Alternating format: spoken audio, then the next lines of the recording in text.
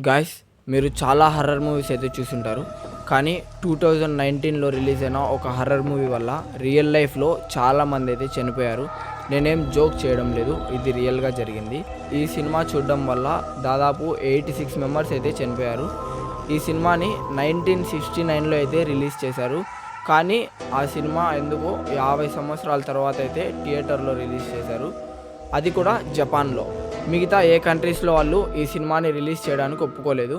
దీని ఒక షో అయితే 1988లో రిలీజ్ అయింది, అది కూడా జర్మనీలో.